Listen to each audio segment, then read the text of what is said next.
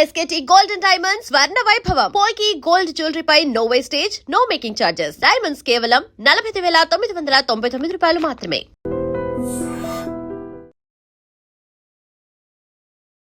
బంగాళాఖాతంలో కొనసాగుతున్న వాయుగుండం ప్రభావంతో తెలంగాణ వ్యాప్తంగా విస్తారంగా వర్షాలు పడతా ఉన్నాయి.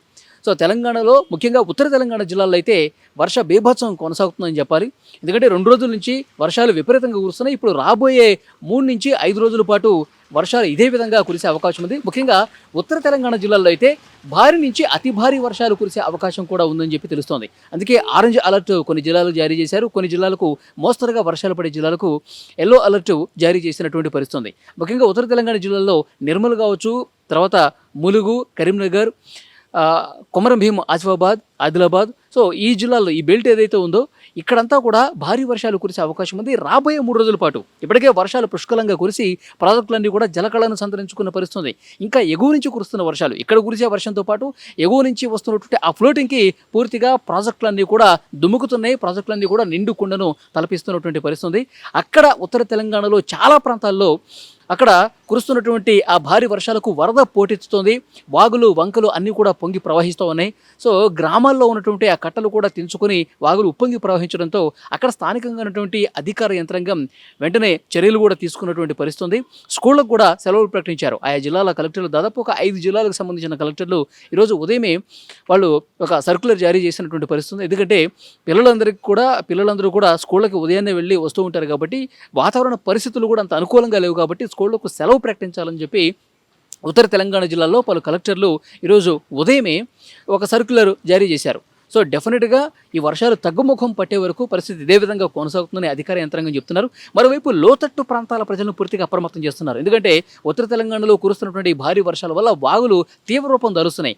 ఒక ఊరు నుంచి ఇంకో ఊరికి పోవడానికి మధ్యలో ఉన్నటువంటి ఏవైతే కలవట్లు ఉంటాయో, ఏవైతే చిన్న చిన్న వంతెనలు ఉంటాయో, అండర్ గ్రౌండ్కి సంబంధించినటువంటి ఏవైతే వంతెనలు ఉంటాయో, సో అవి కూడా పూర్తిగా వాటర్తో నిండిపోయి రాకపోకలు సాగించలేని పరిస్థితి కొన్ని చోట్ల ఉంది. కొన్ని చోట్ల పూర్తిగా ఆ కట్టలు తెగిపోవటం చేత ఊళ్ళకి మధ్య అనుసంధానం అనేది లేక రాకపోకలు పూర్తిగా నిలిచిపోయినటువంటి పరిస్థితి మరికొన్ని జిల్లాల్లో కనిపిస్తుంది. సో అక్కడ అధికార యంత్రాంగం వెంటనే చర్యలు తీసుకుంటున్నటువంటి పరిస్థితి. మరోవైపు ప్రాజెక్టుల దగ్గర కూడా చాలామంది జలకళ ఉన్నప్పుడు ప్రాజెక్టులో నిండుకొండగా కనిపించినప్పుడు సందర్శకులు విపరీతంగా వస్తూ ఉంటారు. సో ఆ సందర్శకులను కూడా పూర్తిగా నిషేధించిన పరిస్థితి. ఎందుకంటే ప్రమాదకర పరిస్థితుల్లో ఇంకా 2-3 రోజుల పాటు భారీ వర్షాలు కురిసే అవకాశం ఉంది అని చెప్పి సమాచారం ఉన్న నేపథ్యంలో ఇంకా ఈ వరద ఫ్లోటింగ్ ఎక్కువయ్యే అవకాశం కనిపిస్తుంది.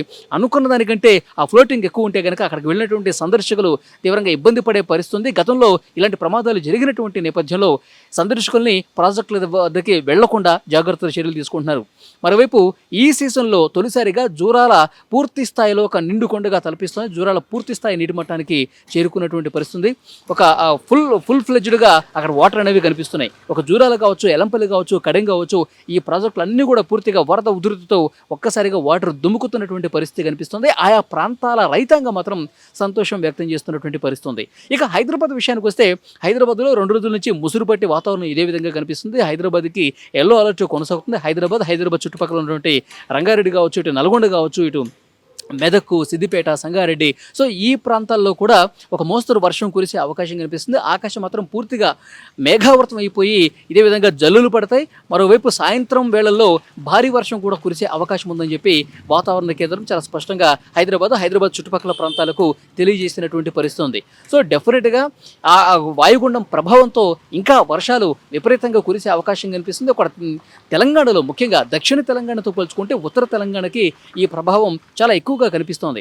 సో పిల్లలకి స్కూళ్ళు, ఇంతకుముందు నేను చెప్పినట్టు స్కూళ్ళన్నీ కూడా ఇవాళ బంద్ ప్రకటించినటువంటి పరిస్థితి.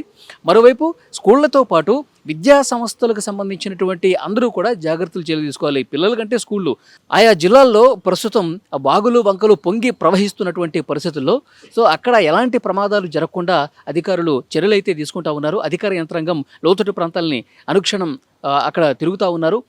ఎక్కడ లోతట్టు ప్రాంతాల్లో పూర్తిగా జలమైపోయినటువంటి పరిస్థితుందో, చాలా నివాస సముదాయాల్లో కూడా వాటర్ వస్తున్నటువంటి పరిస్థితులు ఎక్కడైతే ఉన్నాయో అక్కడ ఉన్నటువంటి వాళ్ళందరినీ కూడా సురక్షిత ప్రాంతాలకు తరలిస్తున్నారు. పునరావాస కేంద్రాలు కూడా ఏర్పాటు చేస్తున్నటువంటి పరిస్థితి.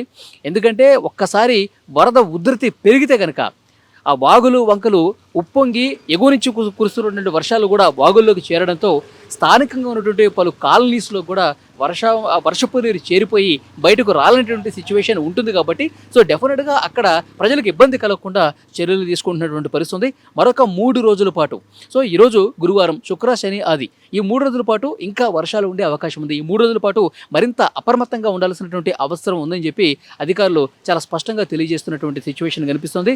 సో డెఫినెట్గా హైదరాబాద్ వాతావరణ కేంద్రం చాలా స్పష్టంగా చెప్పింది, ఈ ఉత్తర తెలంగాణకు ఆరెంజ్ అలర్ట్ కొనసాగుతుంది.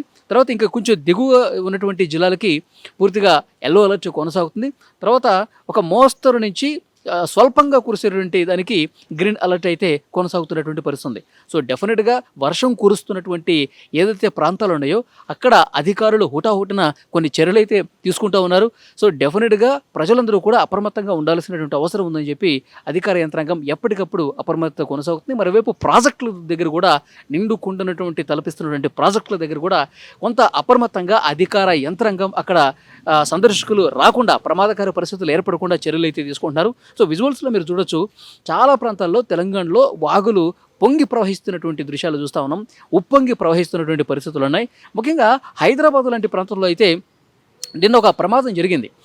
అంటే మ్యాన్హోల్లో పడిపోయి చీకటిగా ఉన్న కారణంగా మ్యాన్హోల్లో పడిపోయి ఒక వ్యక్తి 60 సంవత్సరాల వ్యక్తి చనిపోయినటువంటి పరిస్థితి. అతనికి ఆచూకీకి సంబంధించి ఇంకా తెలియలేదు. అధికారులు అతన్ని ఎక్కడున్నాడు, ఏంటి, ఎక్కడ చిక్కుకుపోయాడు, అతని మృతదేహమైనా కనిపిస్తుందా లేదా అని చెప్పి అధికారులు వెతుకుతున్నటువంటి సిచ్యువేషన్ కనిపిస్తుంది. కాబట్టి సో జేహెచ్ఎంసీ బృందం ఎప్పటికప్పుడు పర్యవేక్షిస్తూ ఉన్నారు. లోతట్టు ప్రాంతాలు ఎక్కడైతే ఉన్నాయో సో మ్యాన్ హోల్స్ ఓపెన్ ఉన్నాయా పూర్తిగా క్లోజ్ ఉన్నాయా, ఈ పర్యవేక్షణ అనేది అధికార యంత్రాంగం చేస్తున్నటువంటి సిచ్యువేషన్ అయితే హైదరాబాద్లో పరిస్థితి కనిపిస్తోంది. మరోవైపు హైదరాబాద్లో కాసేపు వాన పడ్డా సరే లోతట్టుగా ఉన్నటువంటి కొన్ని కాలనీస్ జలమయమవుతున్నటువంటి పరిస్థితి ఉంది. సో ఆ మూసి వరద ప్రవహించే ప్రాంతాలు ఏవైతే ఉన్నాయో ఆ చుట్టుపక్కల కాలనీస్ ఏవైతే ఉన్నాయో ఎప్పటికప్పుడు నిరంతరం ఇటు జేహెచ్ఎంసీ బృందాలు కావచ్చు, ఎస్డిఆర్ఎఫ్ బృందాలు కావచ్చు, ఈ మాన్సూన్ బృందాలు ఏవైతే ఉన్నాయో అవన్నీ కూడా ఎక్కడికక్కడ పర్యవేక్షణ అనేది చేస్తున్నటువంటి పరిస్థితి ఉంది.